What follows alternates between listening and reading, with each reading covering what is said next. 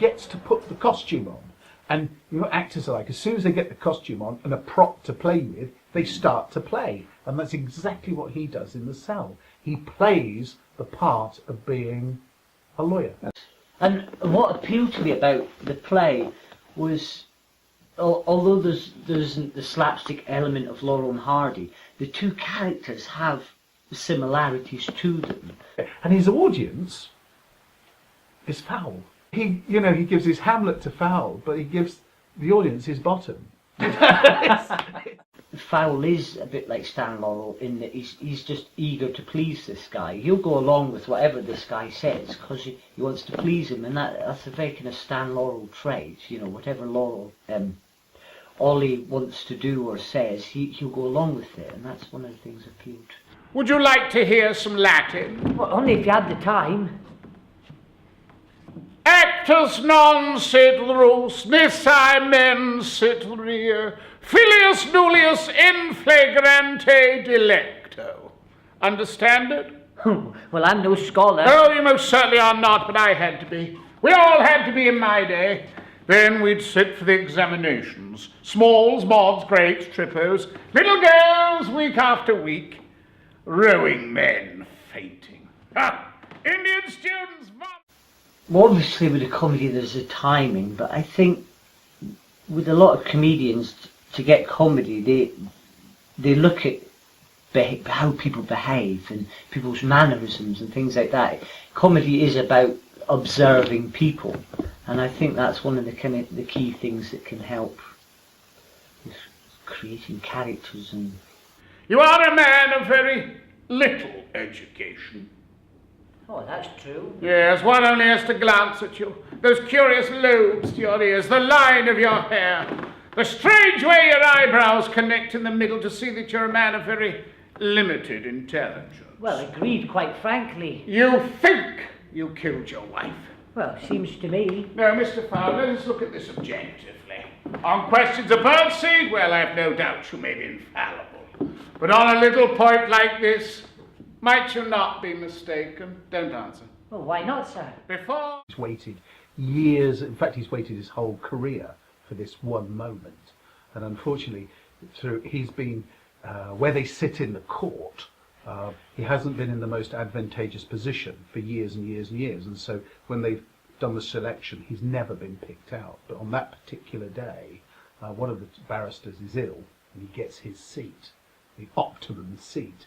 And he gets selected, and so he goes down to the cells to talk to Fowl. Oh, that's the beauty of it, Mr. Fowl. No, you came to me under a system of chance, invented like the football pools to even out the harsh inequality of a world where you have to deserve success. You, Mr. Fowl, are my first doc brief. You doc? Brief. You couldn't explain. Of course. Prisoners with no friends or money exist, luckily. You're one of them. And they're entitled to choose any barrister sitting at court to defend them. That barrister, however old, is given the brief and is remunerated on a modest scale. Busy lawyers, wealthy lawyers, men with better things to do, creep out, then double when the doc. In Doc Brief, there is a lot of opportunity for you. I mean, there's the scene where they are rehearsing your defence. Yes. And so they reenact the courtroom to practice the thing. And you right. become the judge and one of the witnesses, and then somebody else as well. So there is this opportunity for you to find other characters and to clown around, if you like. On the head to simulate the dirty grey wig. You see, already you look anonymous and vaguely alarming. Now, Mr. Fowler, forget your personality. You are Sir Tommy Banter, living with your widowed sister at a drafty great morgue on Wimbledon Common. Digestion, bad. Politics, independent, moral, conservative. Favourite author, doesn't read. Diversions, playing snooker on the basement of the morgue, peeping at the lovers on the common, and money being given away on the television. A man in love with capital punishment, corporal punishment, and a younger brother who's accomplished at embroidery. a small.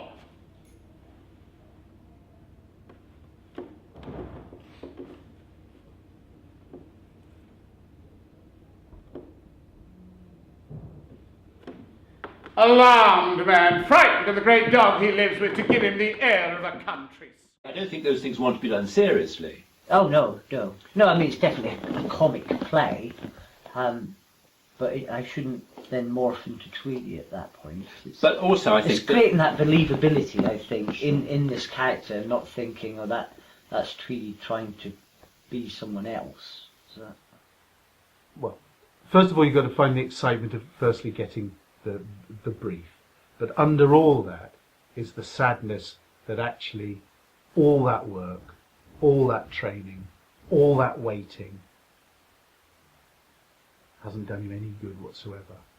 And he's actually not as good as he thought he was. And that's a terrible thing, to spend your whole life and then find out that actually